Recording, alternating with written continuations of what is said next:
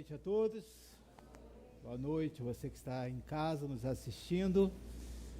Mais uma vez, conseguimos romper o ano, né? Glória a Deus, né? Tendo aí a sua bondade, tendo aí a sua misericórdia.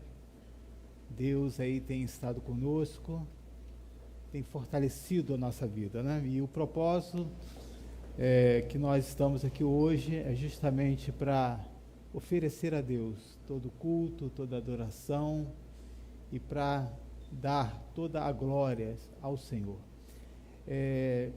Rapidamente eu preciso passar aqui os avisos, né? Lembrando que hoje nós temos um culto, né? Apenas esse culto à noite, hoje, dia 2. Os próximos domingos nós teremos o culto só pelo horário da manhã, tá? Nós não teremos nenhuma atividade aqui durante a semana.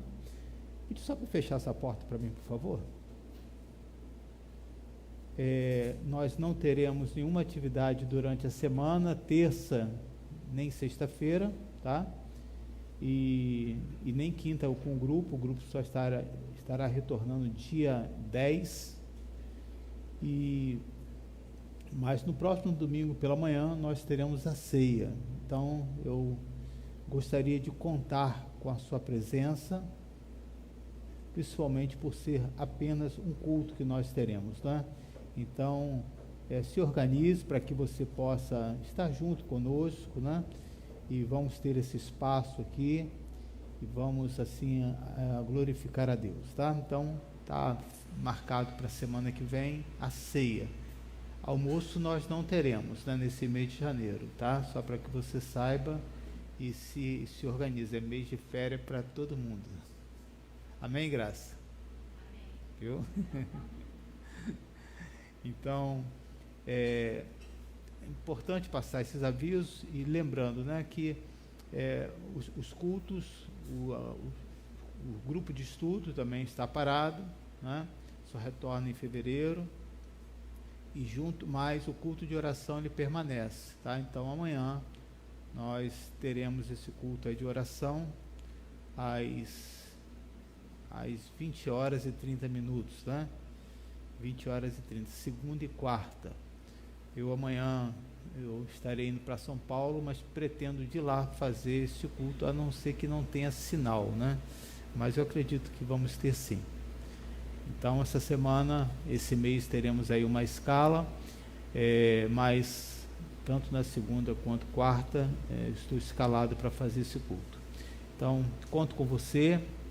Eu pude ver, né, e ouvir das pessoas a participação. Quero agradecer aqueles que puderam estar conosco aqui, que passaram a virada do ano. Quero agradecer aqueles que não puderam vir, por vários motivos, né? Um não gosta desse período de festa, outro tem dificuldade de transporte, outro por questão dos próprios familiares, viajam, né? Então há uma mudança muito grande. Então as duas maiores festas do final de ano já passou, não foi isso? Foi Natal e Ano Novo. Então agora começa a primeira maior festa do ano, né? Que é no período de carnaval, que a gente chama feriado de carnaval, né? Mas que eu acredito que não teremos carnaval esse ano aqui em janeiro, espero que não, mas o feriado terá. Então a gente vai se organizando e ao mesmo tempo vendo qual as projeções, orando para que Deus possa nos direcionar aquilo que iremos fazer para este ano, né? Então peço as suas orações, que você possa estar nos direcionando, né? Através das orações, das intercessões. Eu sei que alvos nós temos, propósitos são muitos, né? Mas nós precisamos aí de um sinal de Deus para cada coisa que nós iremos fazer. Deus, não sei como que está no seu coração. Deus tem colocado grandes coisas no seu coração para esse ano, né? Então o lado de cá disse amém, o outro de lá de cá está em silêncio. Vocês estão em dúvida? Deus tem colocado grandes coisas ou não? Está em dúvida mesmo? Eu estou para o lado de cá então, amém. Amém. Estou aqui concordando aqui com a minha direita aqui. Eu estou com expectativas, né, maravilhosas que Deus tem colocado assim no meu coração, e eu acho importante termos esse pensamento, né?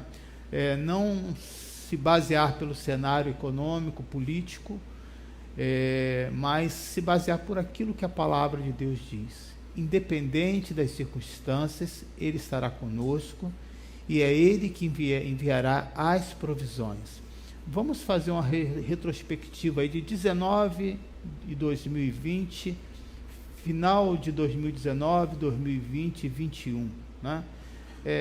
Qual era a esperança? O que você ouvia, né? Nada de bom, mas foi as orações dos santos que sustentou o povo de Deus, não só aqui no Brasil, mas em todo o planeta, né? Um grande exército do Senhor orando, intercedendo, o povo se levantando, aqueles que estavam frios se reconciliando com o Senhor. Então, se há esperança ainda nesse mundo, está em Cristo Jesus. Você pode dar um glória a Deus, dar um forte aplauso ao Senhor. Aleluia. Há esperança. Há esperança. Então vamos continuar crendo e confiando aí no Senhor. Quero agradecer aos voluntários também, que nesse exato momento estão lá auxiliando, né? As professoras que estão entrando no período também de recesso, e os próprios pais estão lá dando as aulas, que já foi orientado pela minha esposa. Então está tudo certinho lá atrás também, você pode ficar assim tranquilo, tá bom? Então esses são os avisos.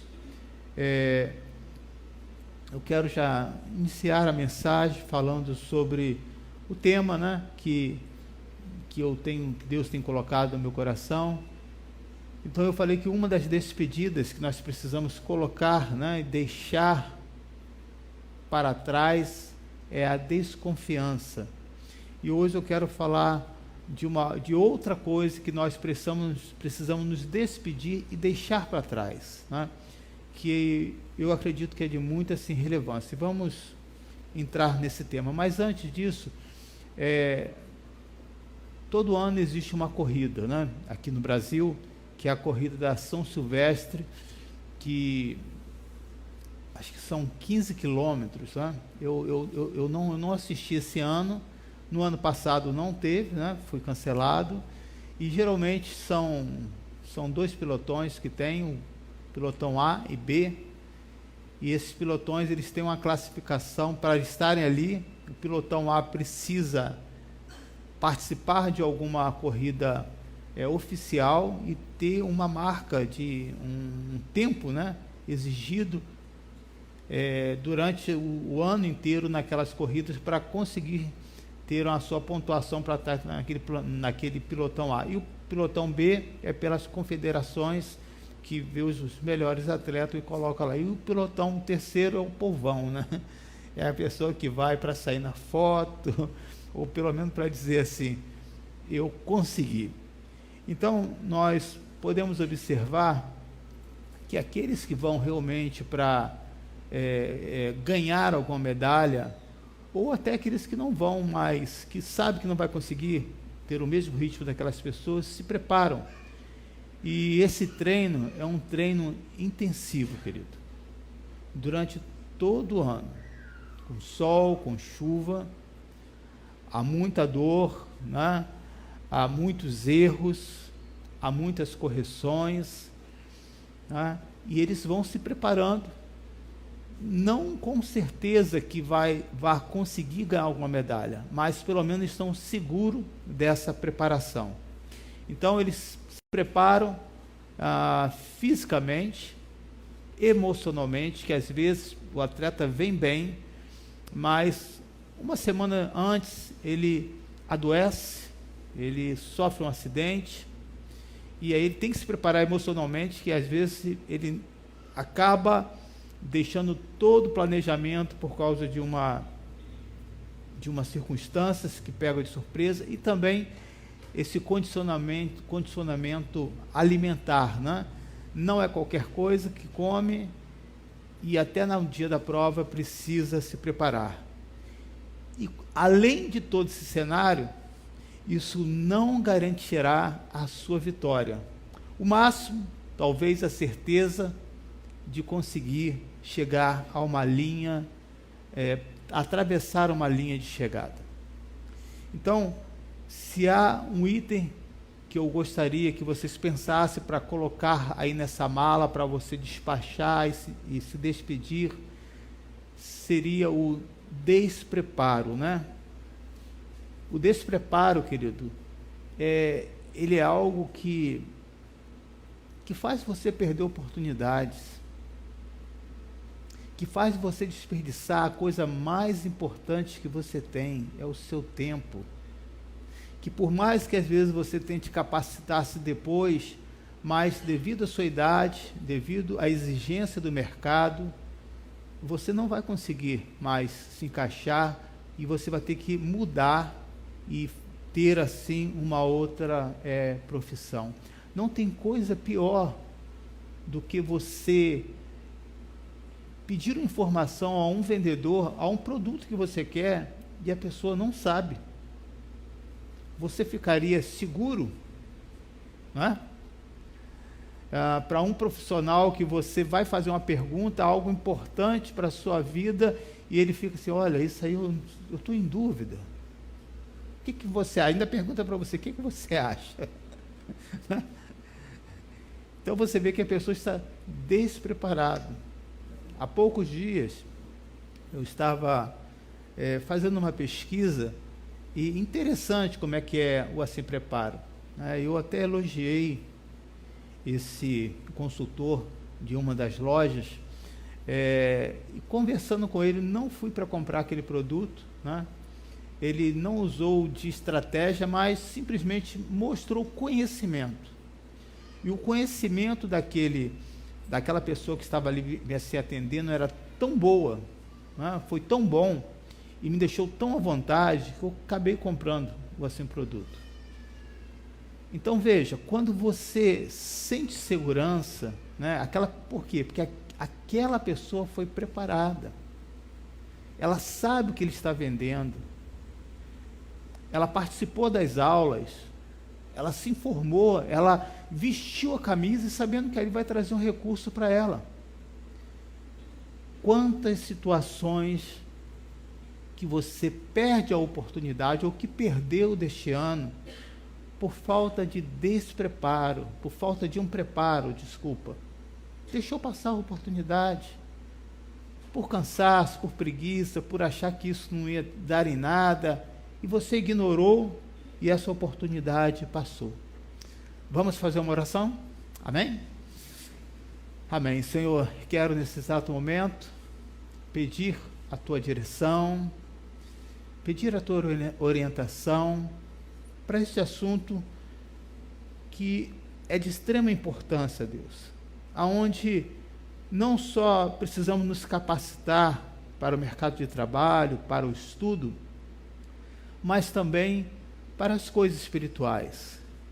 Uma igreja sábia, uma igreja equilibrada, uma igreja que não tenha crendices, superstições, uma igreja que não caçadores de bênção, mas uma igreja que vem para adorar e glorificar e sabe que não é ele que vai correr atrás das bênçãos, e a tua palavra diz que as bênçãos acompanham teus filhos. Uma igreja que tem desejo em ouvir a tua palavra, uma igreja sensível, uma igreja que possa ser como aquele jovem Samuel, um aprendiz, e diante de um profeta, de alguém que estava ensinando, ele teve um coração ensinável e fez justamente o que o profeta Eli o ensinou. E quando Deus falou, ele disse, fala que o teu servo ouve. Que nós, Senhor, possamos ouvir a tua voz nessa noite e ter esse coração ensinável. Que todos digam amém. No livro de Lucas, capítulo 3, versículo 23, registra a idade de Jesus, né? Jesus tinha cerca de 30 anos de idade quando começou o seu ministério. Ele era considerado filho de José, filho de Eli. Então, ninguém via ainda Jesus como filho de Deus. Tá? Ninguém observava algo sobrenatural nele, a não ser a sua mãe, a não ser os seus irmãos, que já tinha inveja, ciúme, essa coisa toda. Mas ele trabalhou com seu pai. Até os 30 anos, ele tem uma aparição ainda jovem, ensinando no templo, ele corrige Maria, né? Quando chama a sua atenção, ele diz que ele estava ali e o propósito dele era esse, mas até então uma vida muito discreta. E vai mostrar a sua idade, 30 anos. Será que Jesus precisou desse tempo para se preparar? O que vocês acham? Será que não foi tempo demais? Ou será que ele precisou? Ou será que ele não precisou? O que a Bíblia diz? Lógico, querido, ele sendo filho de Deus, ele não precisou desse tempo. Mas as suas práticas, os seus ensinamentos, nos deixam uma lição muito grande. Que tudo que você tem para assumir de grande compromisso, de grande responsabilidade, requer um tempo de maturidade, requer um tempo de experiência. Não está nada escrito disso, mas você vai entendendo que existem coisas que você antes se apavorava e agora você não está com o mesmo dinamismo, com a mesma intensidade de força, mas você está mais sereno, mais equilibrado, mais sábio. Por quê? A idade, a maturidade vai te dando isso. Então nós podemos ver aqui que existe um tempo certo para tomar as responsabilidades da vida. É simples. Eu já celebrei alguns casamentos de pessoas que precisaram da assinatura dos pais. E eu orientei os jovens, orientei a mãe, o pai, né? Não é cedo demais. Não tinha nada que impedir de eu assim casá-los, tendo a autorização dos pais. E as pessoas não. E passa o tempo, e alguns de nós aqui já experimentamos isso, né? Alguns se casaram muito cedo. Vê que não era a hora. E isso trouxe vários problemas, trouxe tantas complicações que a questão não é que a pessoa que você escolheu foi errada, é questão que você não estava preparado para assumir aquela responsabilidade. Queimou uma etapa da sua vida. Tomou uma decisão que você não vai conseguir retroceder. Eu acho muito interessante quando alguns jovens chegam e às vezes me perguntam: pastor, estou pensando em namorar, tal. Tá, e aí? Isso vai dar em quê? Vai dar em quê? Então, existe esse tempo. Eu acho que até o período de namoro, nós tínhamos um trabalho que chamávamos de corte, né? Eu acho muito interessante isso. Você sair com essa pessoa, conversar com essa pessoa, ir amadurecendo essa ideia, mas não essa coisa, ser tão novo já, namorar em casa, pedir, fulano, isso é muito pesado. Isso precisa ser devagar, porque às vezes um jovem está mais maduro e o outro não, e assusta. Quando eu me casei com 23 anos, eu tomei um susto no primeiro dia de casamento. Falei: caramba, agora eu estou casado. Agora toda a responsabilidade é sobre mim. Então veja, querido, esse tempo, ele é importante. Jesus não precisou de 30 anos para assumir aqui, mas aqui ele dá um exemplo para nós. Segundo a palavra, a sua palavra, ele disse isso para sua mãe, e as palavras de Jesus eram assim: ainda não chegou a hora. eu acho isso interessante para você aprender a se preparar, né? Jesus estava mostrando e entendendo que aquele cenário, as pessoas ainda estavam despreparadas para aquilo que ele iria fazer. E nós precisamos aprender a dizer esse não e a dizer, olha, ainda não é a hora. Você não está dizendo não, você não está dizendo que não vai fazer, você não está dizendo que não pode, você está dizendo que não é a hora para você tomar aquela decisão. Saber esperar o tempo de Deus. Você pode aí dar um glória a Deus, por favor? Eu gosto de uma igreja que responde, né? Saber esperar. Ele gastou aqui cerca de 3 anos e meio, alguns historiadores falam até em 5, mas fica entre 3 anos e meio, aproximadamente.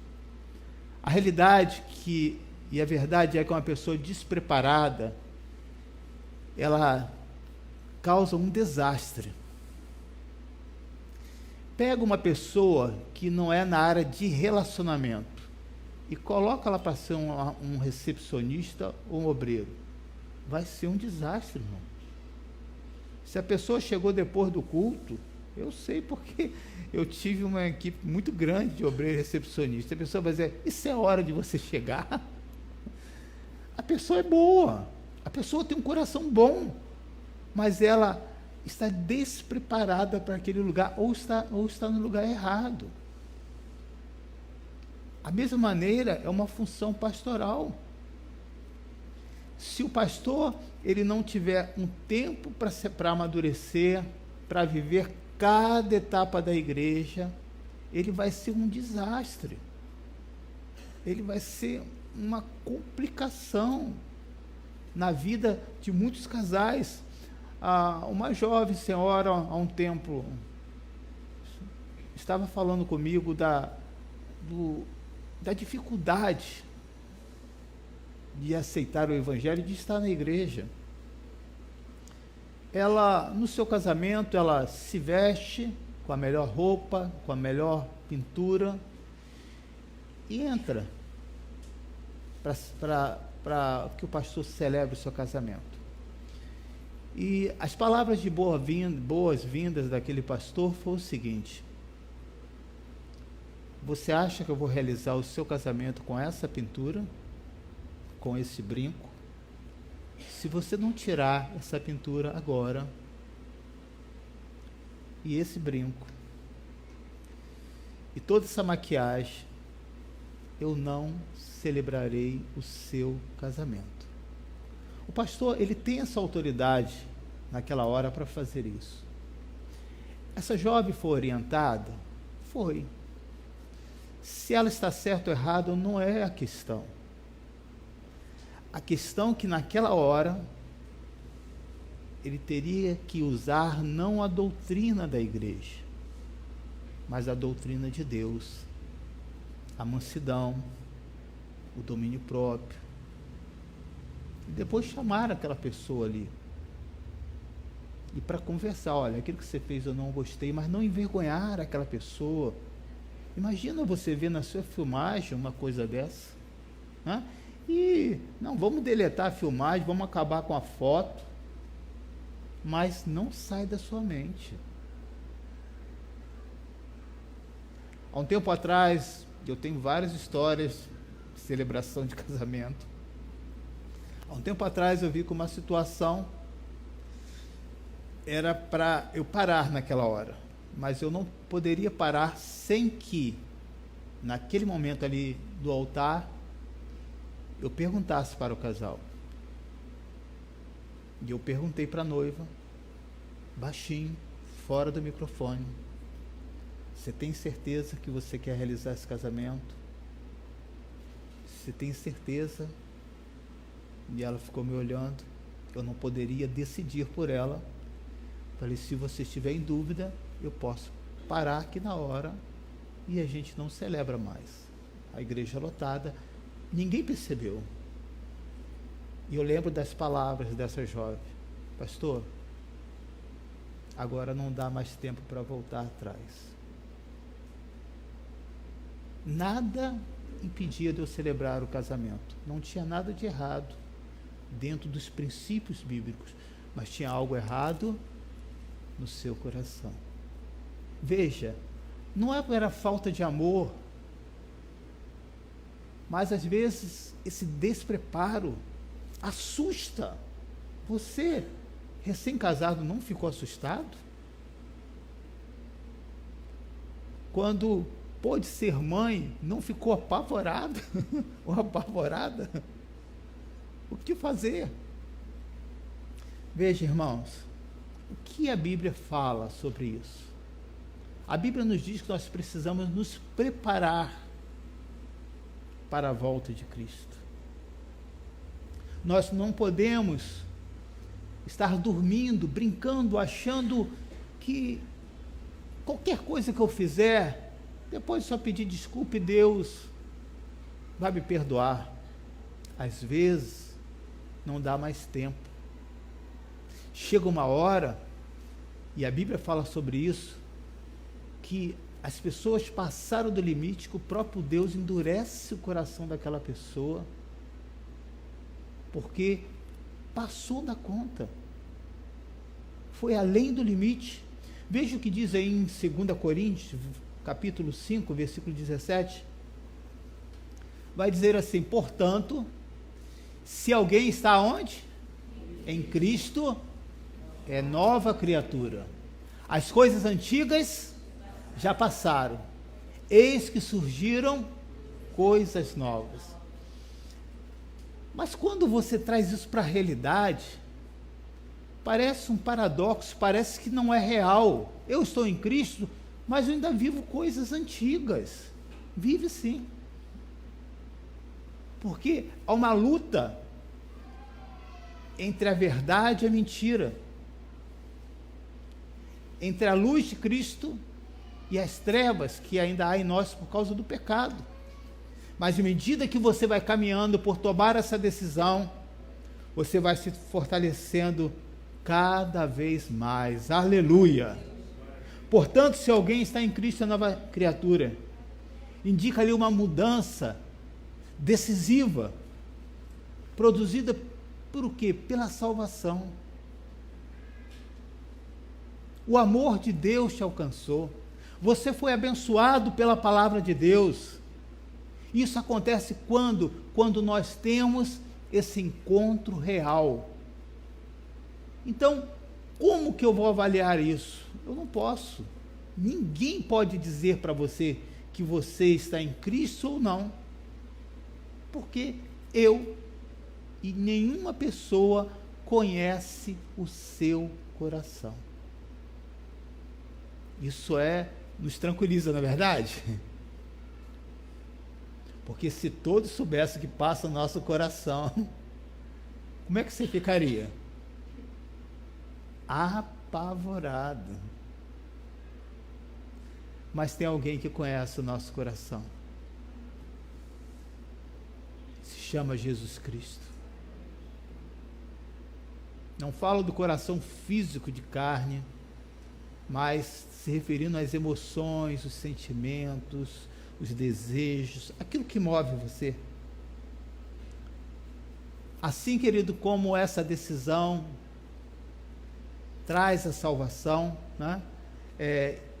Através desse encontro real, nós podemos ver, né, que Saulo, durante uma viagem em Damasco, ele teve esse encontro real. Ele teve essa coisa que fez o diferencial na vida dele. E você vai observar isso. Você, todos nós aqui, estando na igreja ou não, você vai ver um grupo que andou com você e depois seguiu por caminhos errados. E você seguiu por outro caminho do bem, daquilo que são os princípios mesmo cristãos, mesmo não sendo crente. Você vai ver dentro da igreja pessoas que foram criados com você, foram amigos seu da escolinha, desde pequeno andava junto. À medida que cresceu, tomaram cresceram, tomaram rumos diferentes. Uma se fixou mais nas coisas de Deus, se envolveu mais, outra ficou na metade do caminho e outros estão totalmente longe.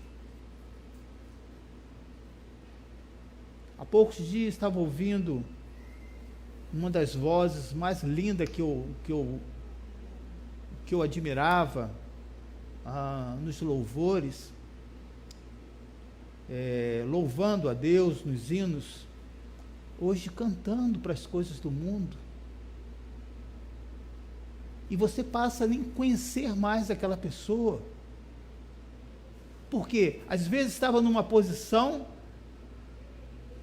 por oportunidade, por talento, mas para as coisas de Deus, querido, só isso não é o suficiente. Você precisa se preparar, sim. Você precisa orar. Você precisa jejuar. Você precisa pedir a Deus que Ele te mostre. Você sabia que Deus dá visões? Você sabia que Deus mostra as coisas? Você acredita nisso ou não? O que você acha? Lembra daquele lugar que eu falei, que passava e sempre sentia um ambiente pesado? Alguém aqui lembra dessa mensagem que eu falei? Que você ficou todo arrepiado? Isso aí. Esses dias estava passando lá nesse mesmo lugar. Interessante, já tinha esquecido disso. E Deus falou ao meu coração: Emilson, olha para a sua esquerda. E eu olhei. E aí percebi que naquele lugar onde eu sentia a presença daquela entidade, ali era um lugar de oferendas. Então, tinha bem no cantinho escondido um sacrifício. Irmãos, eu não falo isso para você ter medo, eu falo isso e nem mostrar que eu tenho dom, nada disso. Eu falo isso para dizer para você que o Deus que você serve é maior, e nada fica escondido, e quando Deus mostra para quê? Para que você seja um intercessor, para que você seja como Jesus, passando em um lugar, aquela pessoa endemoniada disse: você já veio antes da hora para me atormentar? É isso mesmo. Um servo de Deus, quando passa, esses espíritos ficam indignados, sabe por quê? Porque essa luz incomoda as trevas, irmãos. Mas se você fica apavorado, um tempo atrás, trabalhando com jovens, estudioso da palavra, mas aí quando a coisa esquentou, aquela pessoa fraquinha começou a falar com a voz grossa: aí, me dá um cigarrinho aí. E era uma mulher. Lembro desse jovem estudioso da palavra, falou assim: irmão Emilson, vamos lá, porque isso aí eu não sei resolver, não. Como assim? Tu não é um estudioso da palavra? O que eu quero mostrar para você, querido, que o preparo não é simplesmente uma leitura, é estar com seu coração pronto para aprender e querer ser ensinado pela palavra de Deus. E esse preparo, querido, que te dá experiência. É esse preparo que vai te dar a intimidade que você precisa para estar com Deus. Saulo teve um encontro com Jesus Cristo.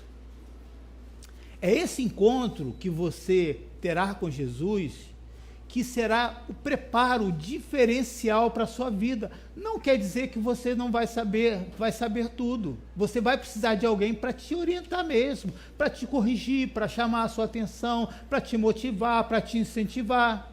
Eu sempre falo para os membros, e se você chegar, você vai dizer assim: eu não sou seu amigo, eu sou seu pastor. Porque um amigo, ele concorda. O amigo fala o que pensa, mas o pastor não. O pastor não pode concordar com aquilo que Deus não concorda. O pastor, não pode simplesmente ficar calado para não perder o membro. Ele é pastor. E se ele é pastor, e se ele está preparado, ele sabe qual é a sua missão: pregar a palavra de Deus. Você foi chamado para pregar a palavra de Deus. Você pode dar um glória a Deus? Você pode dizer: eu recebo essa palavra, mas eu preciso o quê? Me preparar. Nós tivemos no ano passado 100 e poucos cultos, 106 mais ou menos. Quantos cultos você participou? E por que eu incentivo você a participar desse culto online? Porque orar não é fácil, irmãos. Orar é guerra mesmo, é luta. Dá sono, dá preguiça, dá desânimo, dá um esgotamento. Antes de preparar e vir aqui para pregar essa mensagem para vocês, alguns que estavam ali trabalhando e pegando as coisas ali no gabinete, quando foi 5h34, gente, bateu um esgotamento. Sabe o que eu faço? Eu vou ali para o chão do gabinete e deito. Me desligo de tudo. Mas eu sei o motivo desse cansaço. Não é físico. E condicionalmente estou bem preparado. Mas eu tenho que entender que isso aqui não é físico. É espiritual. É luta, irmãos. Todas as vezes quando você for buscar as coisas de Deus, impedimentos virão. E aí você vai desistir? Não. Mas você vai dizer: eu preciso me preparar mais. Uma pessoa preparada, ele não tem um olhar negativo. Ele não vê assim: eu estou incapaz, eu não presto para isso, eu não tenho condições para atuar, minha família toda é assim. Não. Uma pessoa preparada, ele vai dizer: realmente eu não tenho o talento para isso, mas o que tem agora sou eu, então Deus me dê o melhor talento para exercer na igreja, até que pareça alguém que possa exercer essa função. Uma pessoa preparada pelo Senhor, ele não vai aceitar as coisas ruins da igreja, dentro da sua família, e dizer: não, vai acontecer comigo. Ele vai dizer: Senhor, eu sei que isso pode acontecer comigo, mas também eu sei que o Senhor pode mudar a minha história, porque a sua palavra é poderosa. Aleluia! Uma pessoa preparada tem um outro olhar. Uma jovem ontem, querendo fazer graça para os amigos, andando na orla de Caraí, ela disse: sabe que tem uma coisa que os niteroenses não gostam? É de dizer que a coisa mais bonita de Niterói é a vista do rio. Tipo assim, fazendo uma brincadeira, uma chacota com Niterói, né? E eu não respondi porque não era comigo, mas eu falei: ela está errada. Os niteroenses ficam mais felizes porque o único lugar onde tem a vista mais bonita do rio é de Niterói. O olhar é diferente, irmãos. Uma pessoa negativa, ele torce as coisas. Uma pessoa despreparada, ele cria um problema aonde não tem. E é possível que durante este ano, por falta desse preparo, desse ensinamento, não que faltou na igreja, não. Nós temos 2 grupos de estudo, terça e sexta-feira. Quantas horas você gastou para se preparar, ouvindo esses estudos? Pastor, eu trabalho demais. E os demais não trabalham? Pastor, eu adoeci. Quantos aqui não adoeceram esse ano? Pastor, eu estou vivo. Quantos aqui não estão vivos esse ano? Então, irmãos, uma pessoa que não está preparada, ela não encara a sua realidade. E ela sempre vai se desculpar. ela sempre vai criar um pretexto para se justificar as suas atitudes. Aqui nesse texto de 2 Coríntios 17 indica uma mudança decisiva. E esse preparo da palavra, esse preparo da aliança, de uma aliança com Cristo, é uma mudança decisiva que você precisa ter. E se despedir desse marasmo, das irresponsabilidades, das opções, de abrir mão. Quantas oportunidades de vendas eu tive, mas tinha um compromisso na igreja.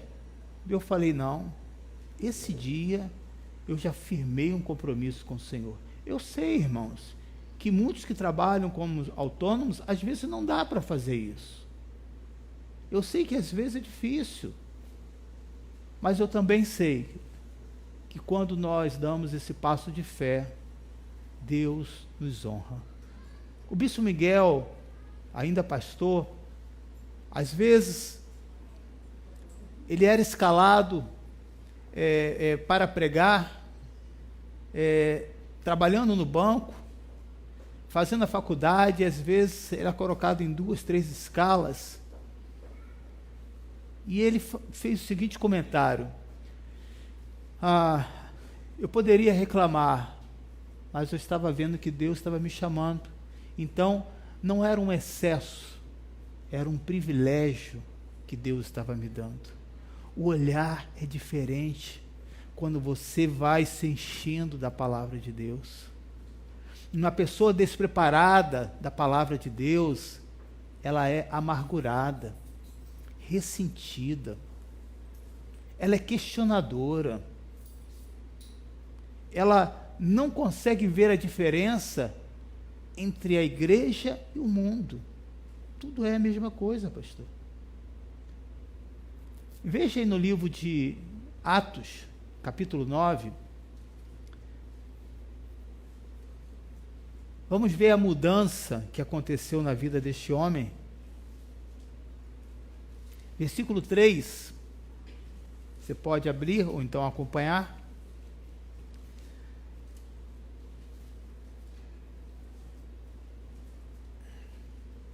Em sua viagem, quando se aproximava de Damasco, todos acharam? De repente aconteceu o quê? Brilhou ao seu redor uma luz vindo do céu. E o que aconteceu? Quando Saulo viu essa luz, ele caiu da moto, ele caiu do cavalo. O que diz aí? Diz que ele caiu por terra. Então, não acrescenta nada além do que está na Bíblia. Amém, irmãos? Então, primeiro ponto que nós precisamos observar aqui: quando a luz de Cristo entra em nós, as trevas, elas caem por terra. Elas se dissipam mesmo, você começa a ter uma percepção que você não tinha antes. Você começa a ter, vou usar um termo popular, uma sacada, você começa a observar algumas coisas que até então era imperceptível para você. Por quê? Porque agora você tem a luz de Cristo. Você consegue enxergar, você consegue observar. Ele caiu por terra e depois dessa luz aconteceu a segunda parte, que foi: e ouviu uma voz que lhe dizia: Saulo, Saulo, por que me persegues? Uma pergunta. Não foi uma condenação, mas fazendo Saulo ali pensar: por que você faz isso? A voz de Deus, ela tem essa capacidade, querida, de fazer você refletir. O que fez esfriar você na fé? O que fez você, tão envolvido, se tornar uma pessoa relapsa? Uma pessoa que é tão organizada lá fora, que não falta ao trabalho, e para a igreja, tanto faz, tanto fez. A minha vida com Deus, pastor,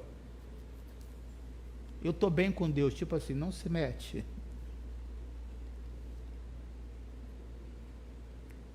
Quando você ouve a voz de Deus, querido, Ele mexe com o seu coração. Mesmo sem você conhecer, algo vai inspirar você a ter uma atitude.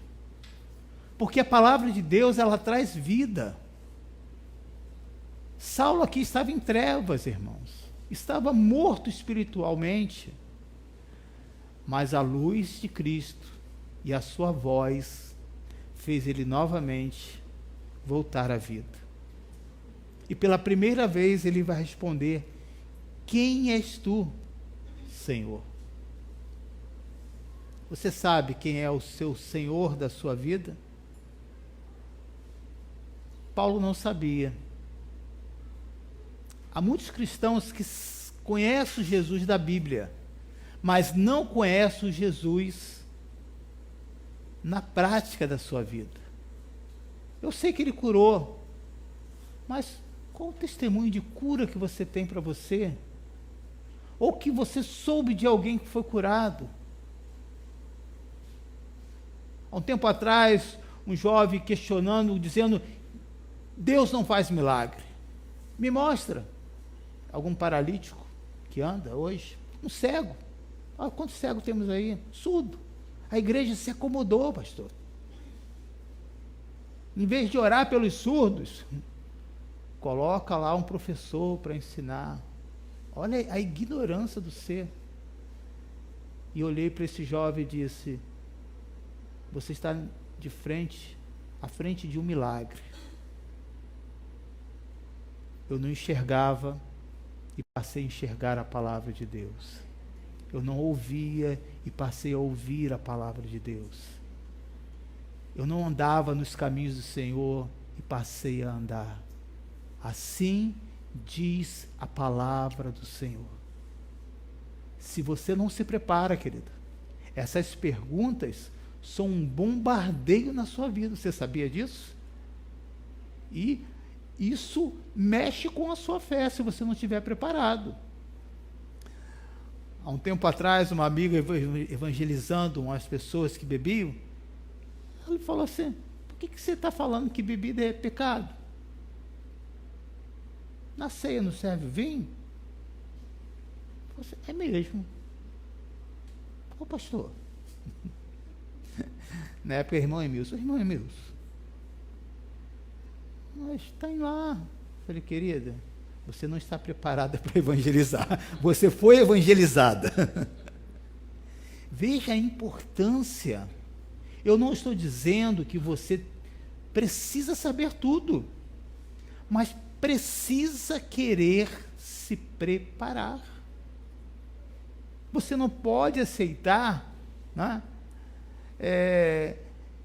Eu faço assim há tantos anos, tem dado certo, tá, e vai ficar nisso a vida inteira? Não vai ter mudança nenhuma na sua vida? E aí, como é que fica isso? Então, ouvir a voz de Deus, querido, é importante para você saber que Jesus ainda continua falando nos dias de hoje. E faz você ver e enxergar para quê?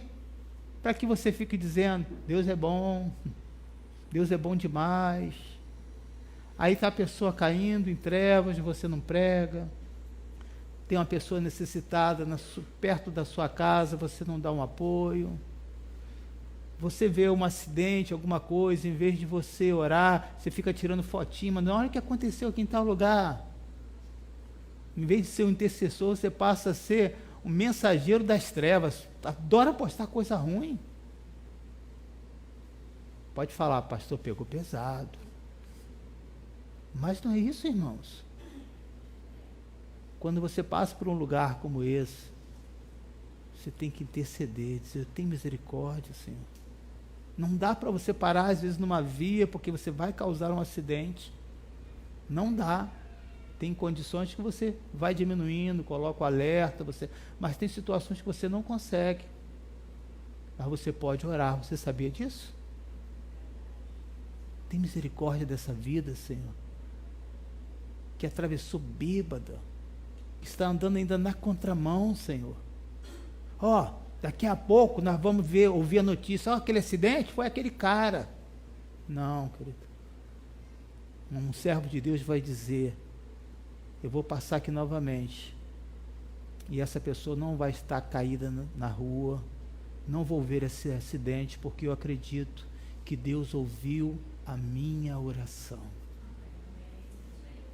Se Deus escuta a minha oração, quando eu vejo os bichos nas estradas, e Deus livrando, cachorro atravessa, fala, Senhor, tem misericórdia, e vem um carro, fala, livra esse, Senhor, livra aquele, e olhando só pelo retrovisor, graças a Deus, Senhor. Ou então quando eu vejo um animal querendo atravessar a rua, eu buzino e está ele ali ainda, eu falo, Senhor, tem misericórdia, segura. Mas tem uns na cidade que são inteligentes, você já observou? Só atravessa no sinal. Olha, e se aquele cara for um animal e atravessar um sinal vermelho, aquele animalzinho será atropelado. Olha que situação complicada. Mas eu já vi pessoas atravessarem no sinal vermelho e o animal ficar ali esperando. Olha, por quê? Porque ele escuta o barulho do sinal quando fecha e quando abre. Como é que você sabe disso? Porque o cachorro escuta 20 ou 50 vezes mais do que você, meu irmão. A pregação do pastor Emilson também é cultura animal. Estar preparado, querida. Saulo, versículo 6, levantando-se, entre na cidade e alguém lhe dirá o que você deve fazer. O Senhor se revelou para ele, o Senhor falou com ele, mas não foi para ele ficar parado, é para você se levantar.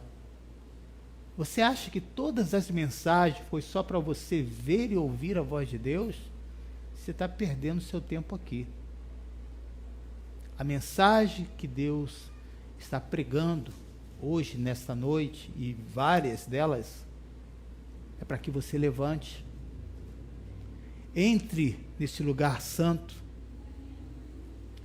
e terá pessoas para te orientar. Você recebe a orientação no culto de oração, você recebe a orientação no culto de estudo, nos grupos de estudo, no grupo familiar, nas Déboras, às terça-feira de oração, você recebe nos discipulados, você recebe quando tem a área social aqui da igreja, você recebe quando dá o seu serviço voluntário e vem nos ajudar aqui, você está recebendo. Porque quanto mais você dá, mais você recebe. Quanto mais você oferta a Deus, Deus não deve nada para ninguém, e Ele te retribui mesmo. Versículo 8, Saulo levantou-se do chão, abriu os olhos, e mesmo assim ele não conseguira ver. E eles os levaram pela mão até Damasco.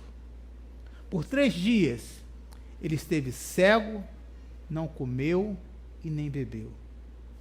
Você pode imaginar a agonia de uma pessoa assim? A pessoa está viva, mas ela está presa no seu próprio corpo. Você já sentiu alguma coceira às vezes? A Eva está coçando aqui já o pescoço. Né? Eu às vezes coço muito o nariz por causa da alergia. Agora imagina se sentindo essa coceira e você não podendo se coçar, irmãos. O desejo de beber uma água, sentindo sede e não podendo se comunicar com aquela pessoa. Com fome, mas a pessoa fica olhando para você, gente, ele está olhando para mim, olha só que tão bonitinho, mas você está querendo se comunicar, dizendo, me ajude. Paulo, Saulo, um homem com tanta autoridade, com tanto poder, estava agora preso à sua natureza carnal. Mas durante esse aprisionamento físico, Deus estava falando com ele. Deus estava, de alguma maneira, a Bíblia não diz isso, mas como nós sabemos que a palavra de Deus, as coisas que Deus prepara para nós não é em vão, esses 3 dias foi um tempo de preparatório muito íntimo entre Saulo e o Senhor Jesus. Agora eu faço uma pergunta, está em Filipenses 3. Será que Paulo era um homem bem capacitado? Intelectualmente, dentro da sociedade que ele vivia? O que você acha? Sim, não é? Olha o que diz aí no versículo 3 ao versículo 6. No versículo 3, primeiro, diz assim: pois nós que somos da circuncisão, nós que adoramos pelo Espírito de Deus, que nos gloriamos em Cristo Jesus e não temos confiança alguma na carne. E aí ele já vai mostrando a sua experiência. Embora eu mesmo tivesse razões para ter tal confiança, se alguém pensa que tem razão para confiar na carne, eu ainda mais. Aí olha a lista que ele vai trazendo. Circuncidado no 8º dia de vida, pertencente ao povo de Israel, à tribo de Benjamim, verdadeiro hebreu, quanto à lei, fariseu, quanto ao zelo, perseguidor da palavra da igreja, quanto à justiça que há na lei, irrepreensível. Quantas coisas Paulo estava mostrando aqui que ele era uma pessoa capacitada. Quantas motivações ele tinha para se sentir preparado, querido, para enfrentar aquela vida. Ele tinha muitas. Mas algo mudou, querido, quando ele começou a comparar. Quando ele começou a ver o que ele tinha e agora sendo nova criatura. Será que agora, ele, com esse encontro, ele permaneceu valorizando essas coisas, depois de ser nova criatura?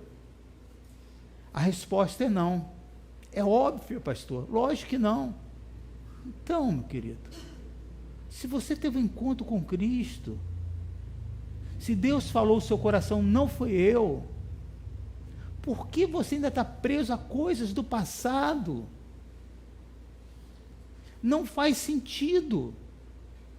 Paulo tinha aqui uma lista imensa. Ele não ficou em cima do muro.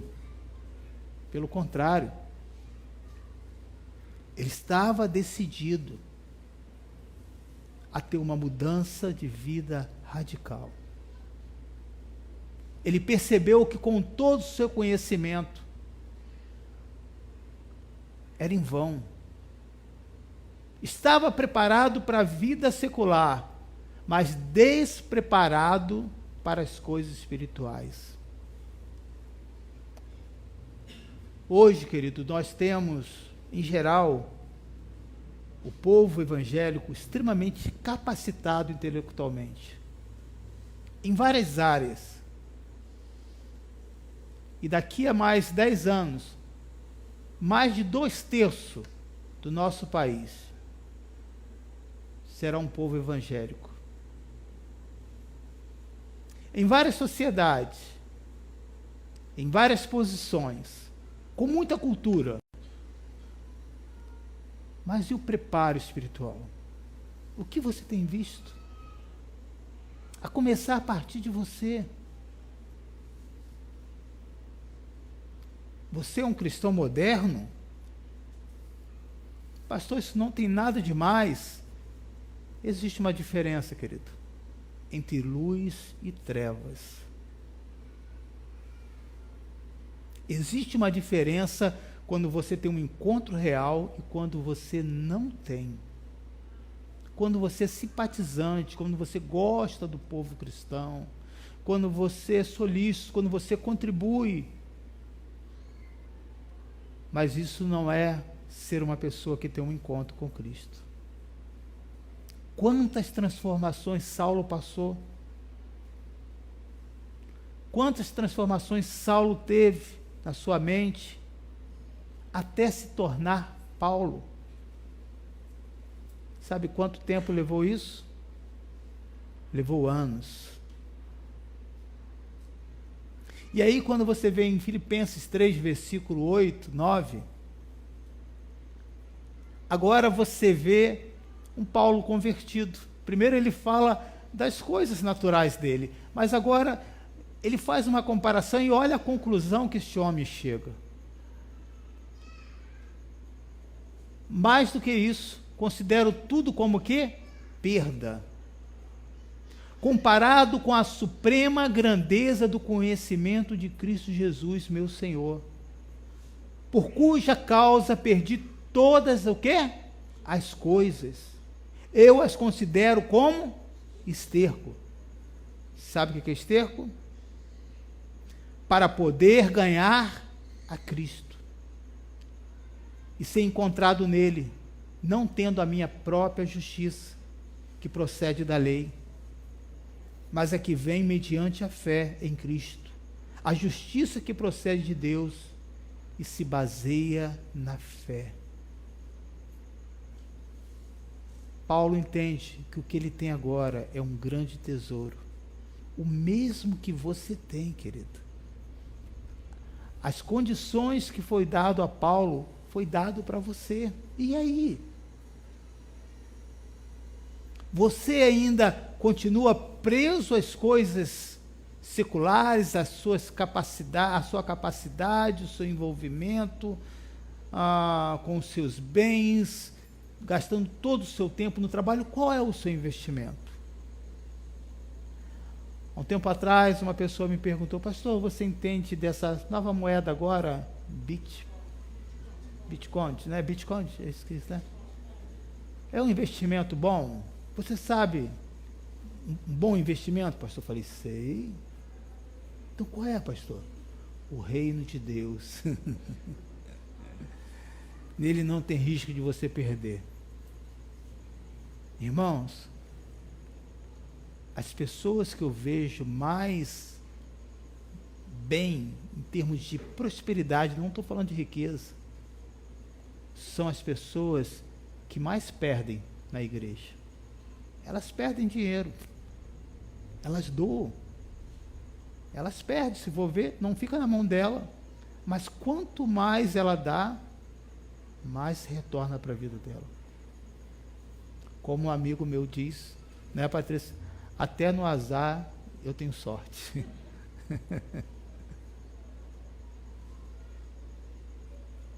Veja a importância, querido. Transforma a sua mente. Você não é um pobre coitado porque você é um crente. Você é um filho do Deus vivo. Você não é mal sucedido porque você trabalha em um lugar simples.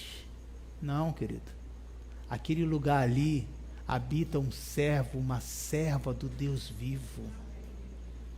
Ele enche aquele lugar de grandeza porque a presença do Senhor está com ele.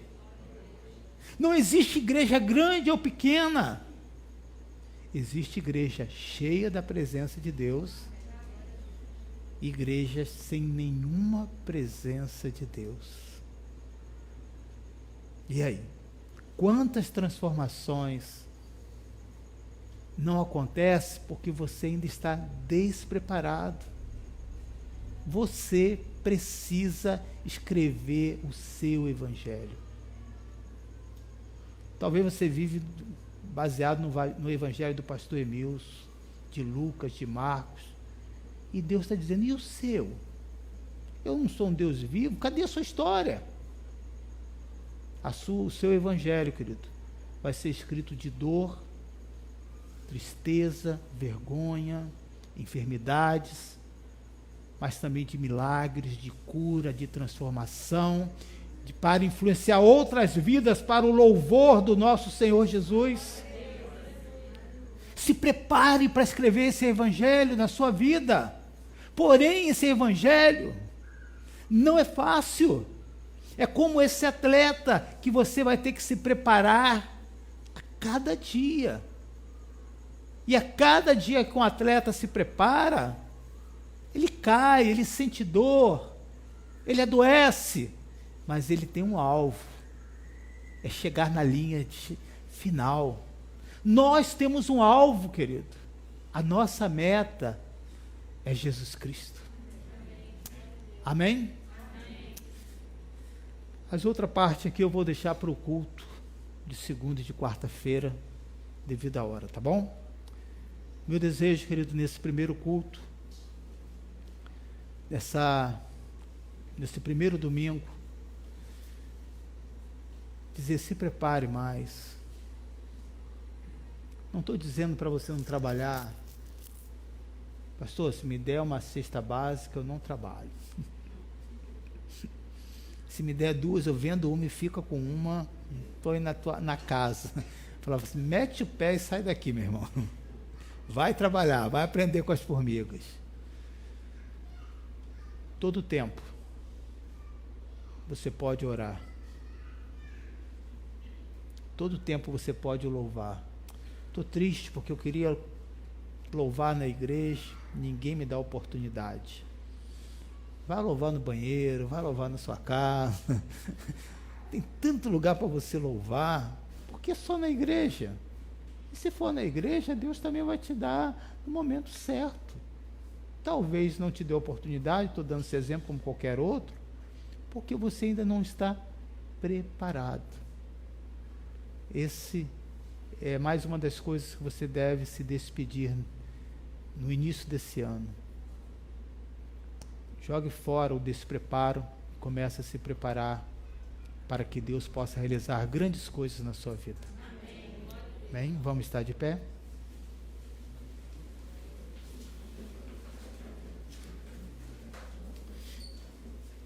Enquanto os irmãos preparam para louvar, eu quero fazer essa oração.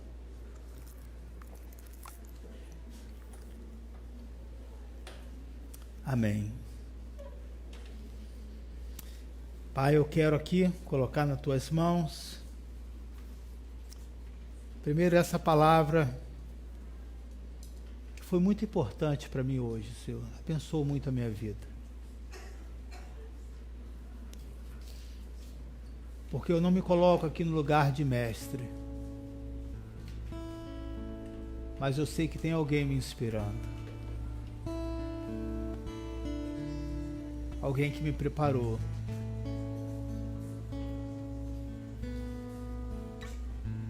Que colocou luz nas trevas do meu coração. Que falou comigo. Eu posso te curar, Emilson, dos seus traumas, das suas doenças. Eu posso te capacitar.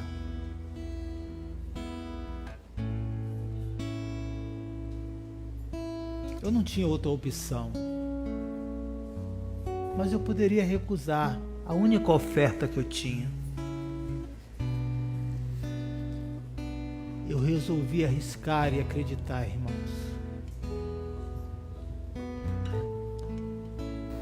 E como diz aquela canção, olha o que Deus fez comigo. Olha o que Deus poderá fazer na sua vida nesse ano.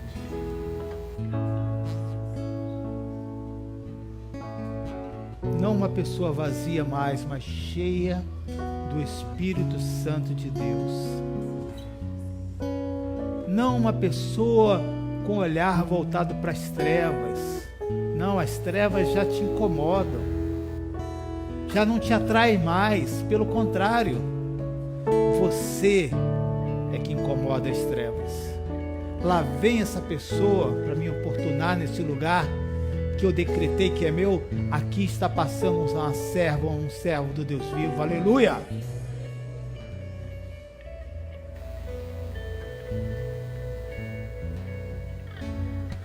O que você ainda precisa se preparar? Peça nessa noite. Aqui não tem idade, querido. Se você é jovem ou se você já tem uma idade avançada, ou se é uma pessoa que tem aí os seus dias da maturidade,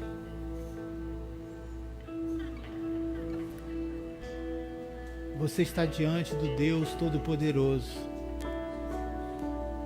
Quando você fecha os seus olhos e começa a falar com Ele. Eu preciso me preparar em que área da minha vida? Na área financeira? Sou um consumista? Vivo todo enrolado, não é por falta de dinheiro, falta de controle.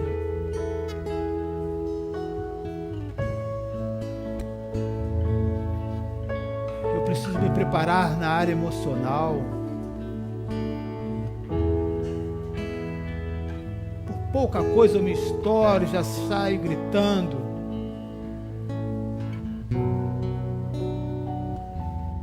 Você pode fazer melhor, querido. Paulo se preparou, deixou todo o seu conhecimento diante da riqueza de Cristo e se preparou. Permitiu ser uma nova criatura. Foi influenciado por duas pessoas, servos de Deus. Que você seja influenciado por homens e mulheres que temam ao Senhor.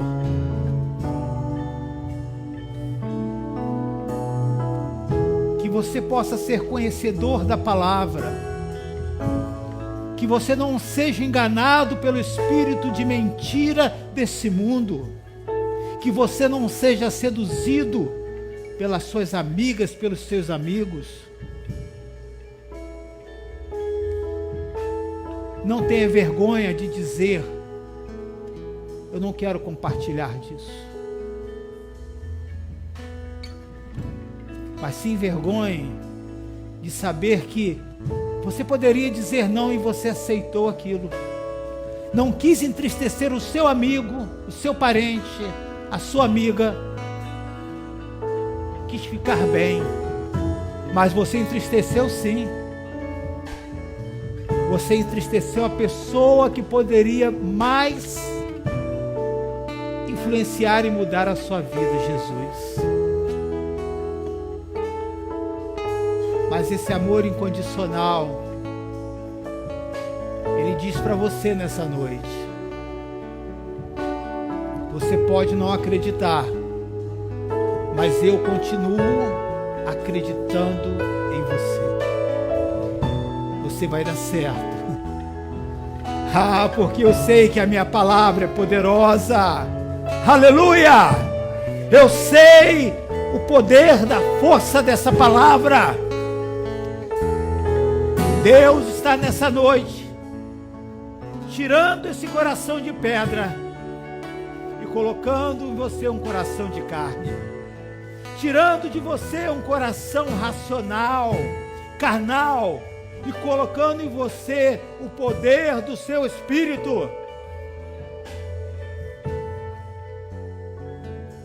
Pai, eu faço essa oração te agradecendo pela tua palavra.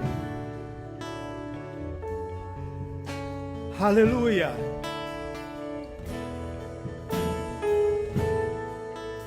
Aleluia.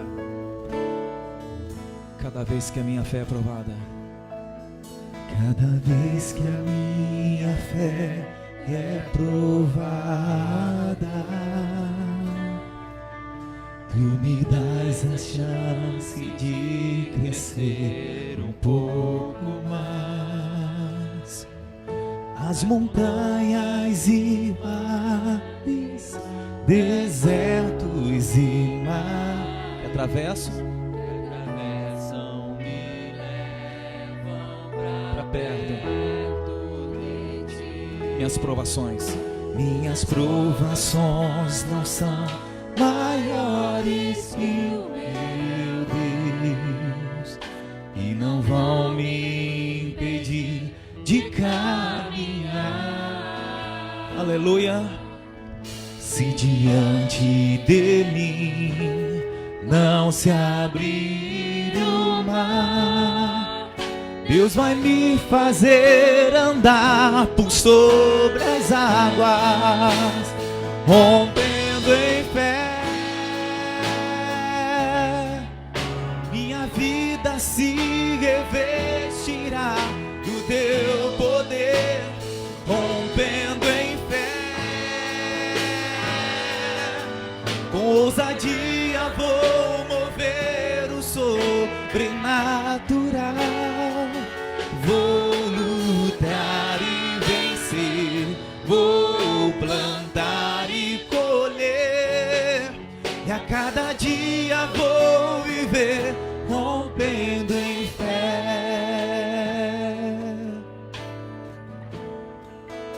Cada vez que a minha fé é provada,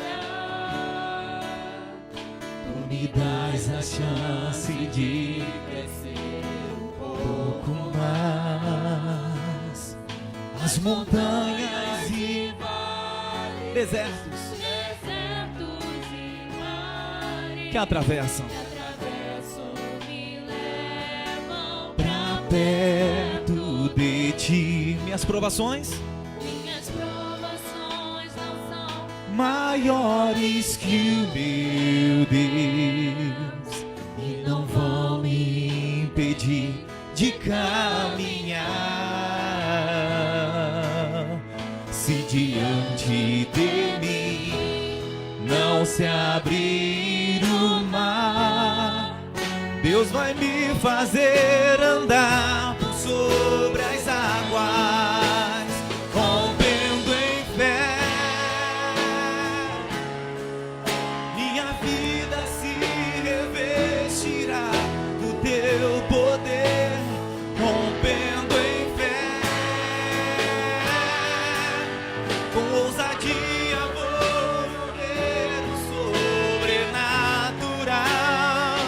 Vou lutar e vencer, vou plantar e colher, e a cada dia vou viver rompendo em fé, rompendo em fé, rompendo em fé. Minha vida se revestirá do teu poder, rompendo em fé. Com ousadia vou ver sobrenatural. Vou lutar e vencer, vou plantar e colher, cada dia vou viver rompendo em fé. A cada dia vou viver rompendo em fé. A cada dia vou viver rompendo em fé.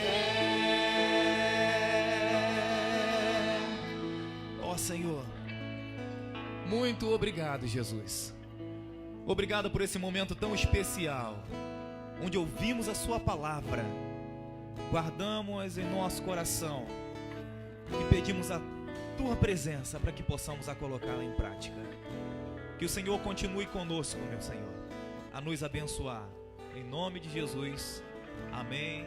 Graças a Deus.